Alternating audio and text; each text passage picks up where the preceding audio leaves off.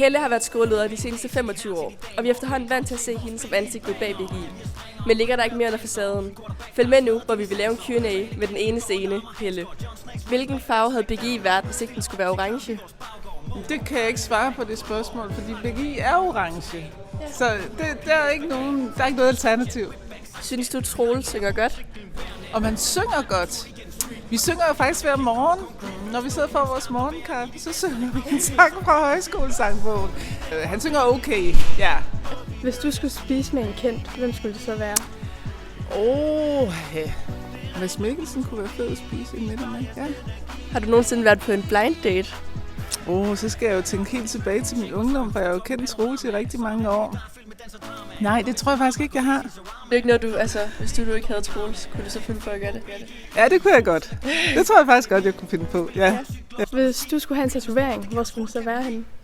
Jeg ved godt, hvad det skulle være. Så tror jeg, det skulle være sådan her omkring på hånden, og så skulle det være en lille BGI-figur.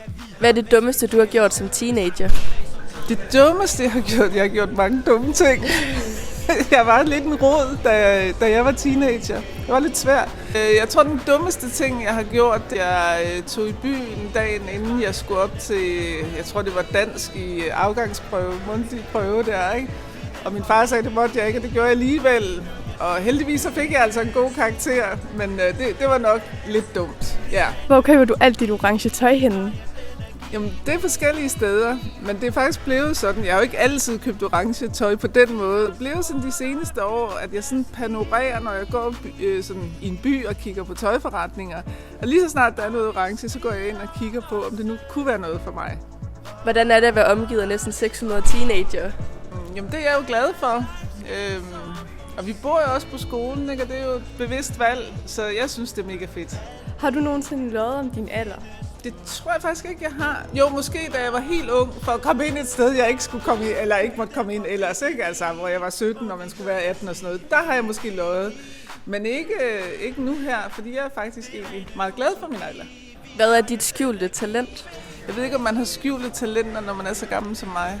Jeg kunne spille guitar engang. Hvis jeg nu havde gjort noget ud af det, så kunne det være, at jeg havde været mega god til at spille guitar. Det kunne være, at det var mit skjulte talent. Hvilken lærer vil du helst have som huslærer? Altså, jeg er jo sådan egentlig lidt til, at der er orden. Så jeg vil nok helst have en, der måske sådan er lidt skrab. Jorden er jo ikke huslærer nu her. Da hun var huslærer, der tænker jeg, hun var sådan en, som jeg ville trives med at have, fordi hun er sådan ret tydelig i forhold til, hvordan hun gerne vil have det. Ja. Hvad blev orange først? Dig eller BGI? Det gjorde BGI. Ja. Hvis du skulle have en skønhedsoperation, hvad skulle du så have lavet?